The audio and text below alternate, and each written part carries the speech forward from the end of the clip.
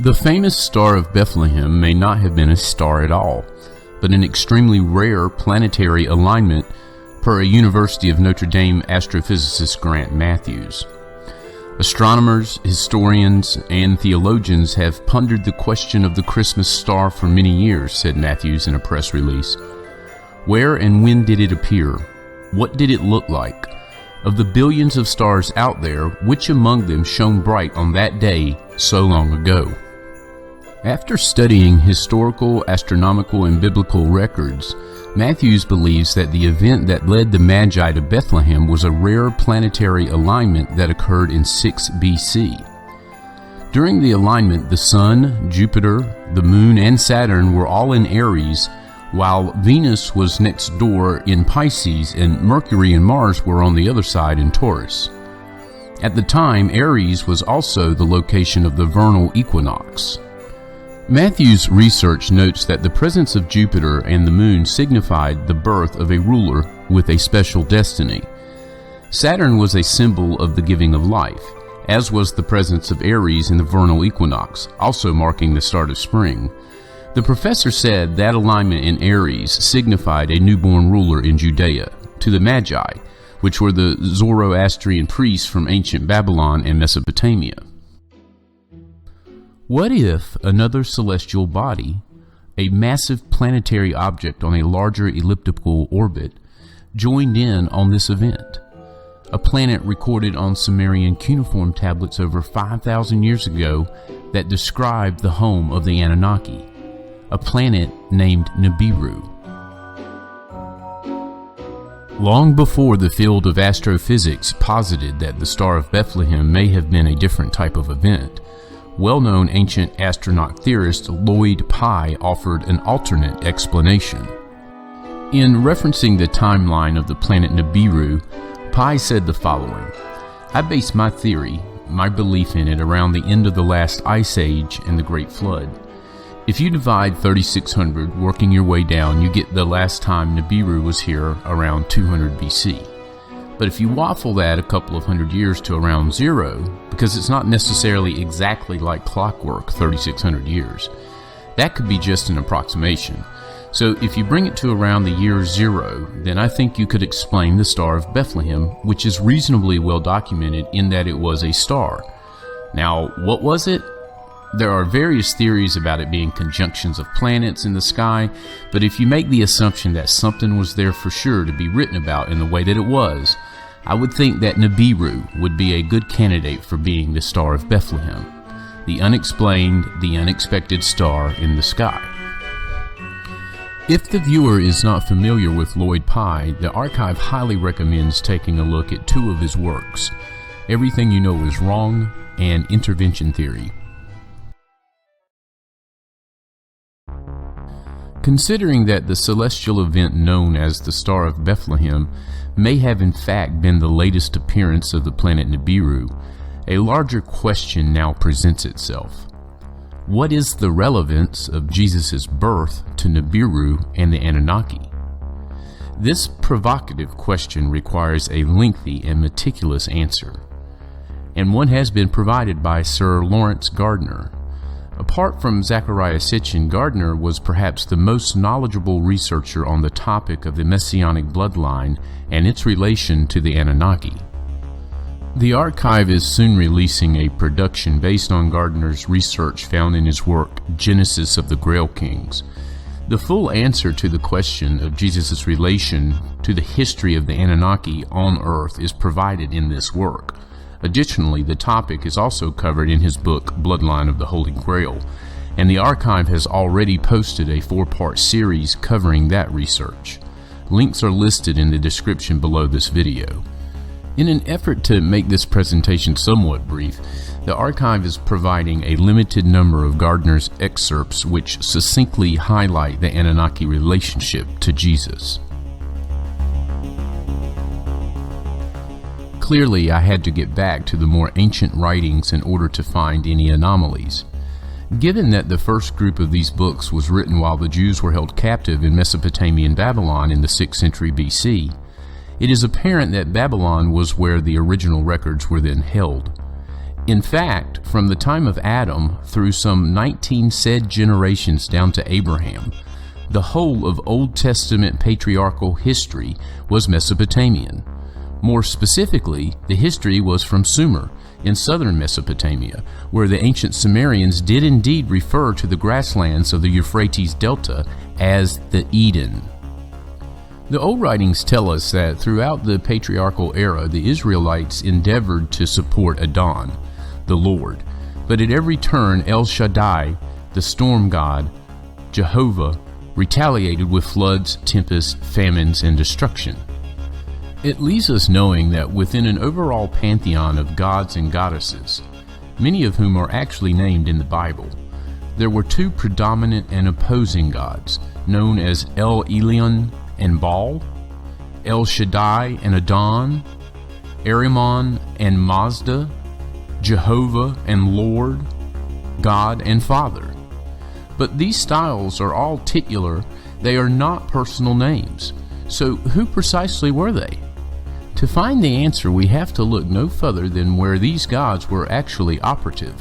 And the old Canaanite text, discovered in Syria in the 1920s, tells us that their courts were in the Tigris-Euphrates Valley in Mesopotamia in the Sumerian Eden Delta of the Persian Gulf. But what did the ancient Sumerians call these two gods? What were their personal names? We can trace the Sumerian written records back to about 3700 BC, and they tell us that the gods in question were brothers. In Sumer, the storm god who eventually became known as Jehovah was called Enlil, meaning ruler of the mountain, and his brother who became Adon, the Lord, was called Enki. This name is really important to our story because Enki means archetype. The texts inform us that it was Enlil who brought the flood. It was Enlil who destroyed Ur and Babylon, and it was Enlil who constantly opposed the education and enlightenment of humankind. Indeed, the early Syrian texts tell us that it was Enlil who obliterated the cities of Sodom and Gomorrah on the Dead Sea, not because they were dens of wickedness, as we are taught, but because they were great centers of wisdom and learning. It was Enki, on the other hand, who, despite the wrath of his brother, granted the Sumerians access to the Tree of Knowledge and the Tree of Life. It was Enki who set up the escape strategy during the flood, and it was Enki who passed over the time-honored Tablets of Destiny, the tablets of scientific law which became the bedrock of the early mystery schools in Egypt. But what were the earliest aims and ambitions of the order back in pharaonic times? They were to perpetuate and advance the alchemical strength of the royal bloodline from Lord Enki, the archetype. The kings of the early succession, who reigned in Sumer and Egypt before becoming kings of Israel, were anointed upon coronation with the fat of the dragon, or the sacred crocodile.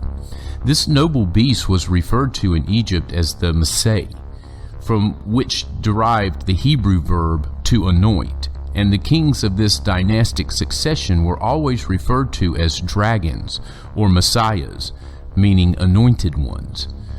In the times of battle, when the armies of different kingdoms were conjoined, the overall leader was chosen, and he was called the Great Dragon, or the King of Kings, or as we better know the name in its old Celtic form, the Pendragon.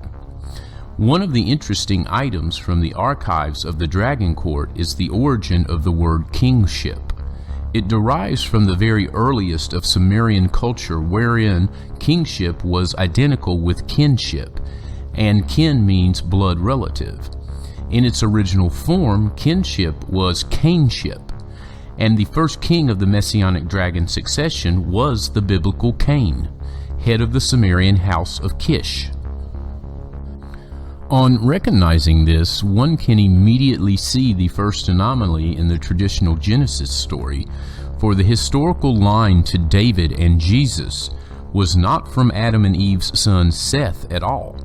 It was from Eve's son Cain, who recorded successors, although given little space in the Old Testament, were the first great kings of Mesopotamia and Egypt. We all tend to think of Cain as being the first son of Adam and Eve, but he was not. Even the book of Genesis tells us that he was not, and it confirms how Eve told Adam that Cain's father was the Lord. Who was the Lord? The Lord was Adon, and Adon was Enki. Even outside the Bible, the writings of the Hebrew Talmud and Midrash make it quite plain that Cain was not the son of Adam. So what else have we been wrongly taught about this particular aspect of history? The book of Genesis, in its English translated form, tells us that Cain was a tiller of the ground. But this is not what the original texts say at all. What they say is that Cain had dominion over the earth, which is a rather different matter when considering his kingly status. There's a lot to be said about the story of Adam and Eve and of how they were the result of clinical cloning. Writers such as Zecharia Sitchin have written at some length in this regard, and my new book delves far more deeply into the subject. I shall not dwell upon this particular aspect now because I want to move more directly into the alchemy of the messianic bloodline of the earthly dragon kings. What I will say is that the Sumerian records state that Adam and Eve, known then as Ataba and Ava and jointly as Adama, were purpose-bred for kingship at the house of Shemti by Enki and his sister wife Ninhursag. In Sumerian, the word Shemti meant breath, wind, life. Ninhursag was called Lady of the Embryo or Lady of Life, and she was the surrogate mother for Ataba and Ava, who were created from human ova fertilized by the Lord Enki. It was because of Ninhursag's title, Lady of Life, that Ava was later given the same title by the Hebrews. Indeed, the name Ava, or Eve, was subsequently said to mean life. And there is an interesting parallel here because in Sumerian, the distinction Lady of Life, or Ninti, Nin meaning lady and Ti meaning life. However, another Sumerian word, Ti, with the longer pronunciation T, meant rib, and it was by virtue of the Hebrews' misunderstanding of the two words, Ti and T, that Eve also became incorrectly associated with Adam's rib. Both Enki and Ninhursag, along with their brother Enlil, the later Jehovah, belonged to a pantheon of gods and goddesses referred to as the Anunnaki, meaning heaven came to earth. In fact, the grand assembly of the Anunnaki, later called the court of the Elohim, is mentioned in Psalm 82, wherein Jehovah makes his bid for supreme power over the other gods. According to the dragon tradition, the importance of Cain was that he was directly produced by Enki and Ava, so his blood was 3/4 Anunnaki. His half-brothers, Hevel and Satanel, better known as Abel and Seth, were less than half Anunnaki, being the offspring of Taba and Ava, Adam and Eve. In order to further enhance the succession from Cain, he was married to his half-sister, a purebred Anunnaki princess, Luluwa. Her father was Enki and her mother was Lilith, a granddaughter of Enlil. Although not giving the name of Cain's wife, the Bible does name their younger son Enoch, while the Sumerian records cite his elder son and kingly successor, Aten, who is perhaps better known as King Etana of Kish. Etana was said to have walked with the gods, and to have been fed from the plant of birth, or the tree of life as it's called in Genesis. Henceforth, the kings of the line were designated as being the twigs of the tree, and the ancient word for twig was clone. In later times, this plant or tree was redefined as a vine, and so the Grail, the vine, and the messianic bloodline became conjoined as one in the literature of subsequent ages.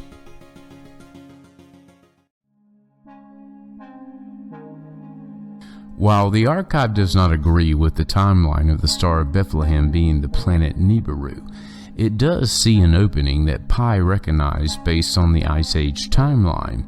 So as we move down the rabbit hole, if we look at the year 0 and realize that the Anunnaki are on a 36-1 in our perception of time, then we see the year 556 BCE was merely about 7 weeks away from the Star of Bethlehem event in Anunnaki time. And if you want to calculate the possibilities of elliptical orbits, you can slow it down and you can speed it up, but at the end you will find at least one outcome that says the Anunnaki could have had a celestial relevance to this event. Basically, in the end, it is well within the possibility that Jesus was connected to the most recent Nibiru pass.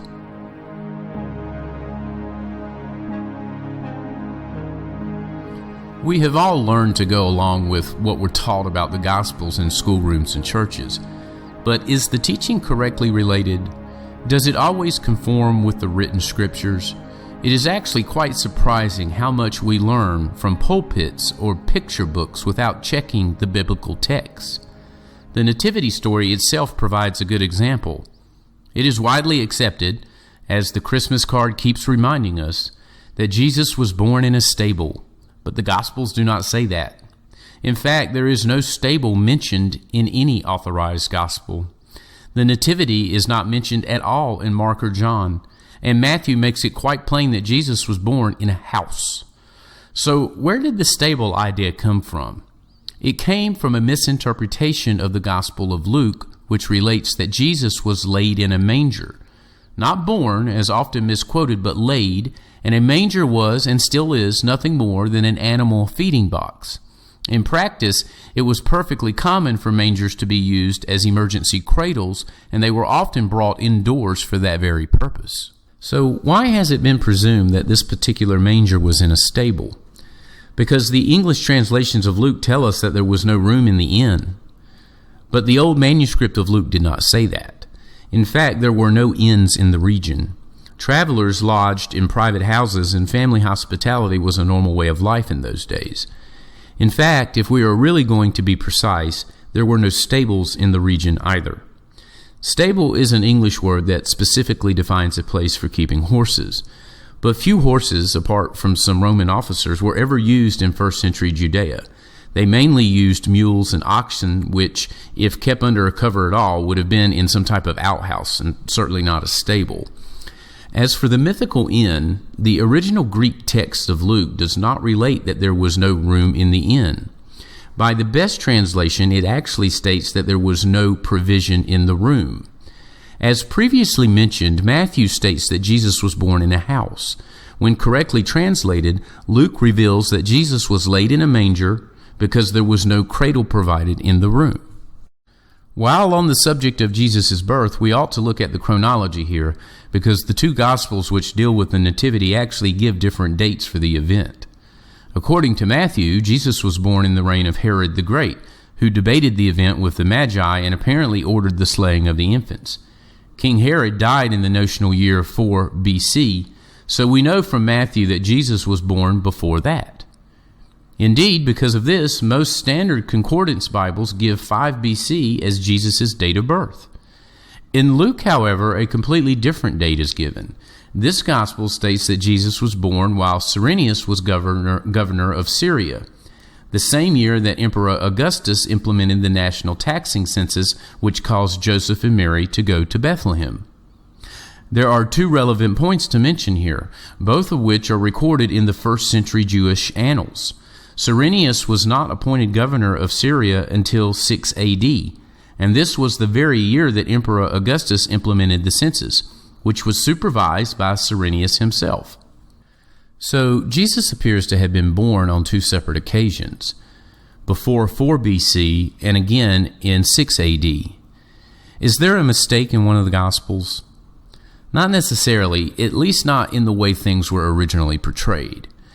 We are actually looking at two quite specific births, Jesus' physical birth and his community birth. These were defined as the first and second births. The second being an initiation into society by way of a ritual ceremony of rebirth. Second births for boys took place at the age of 12, a ceremony in which they were ritualistically born again from their mother's womb.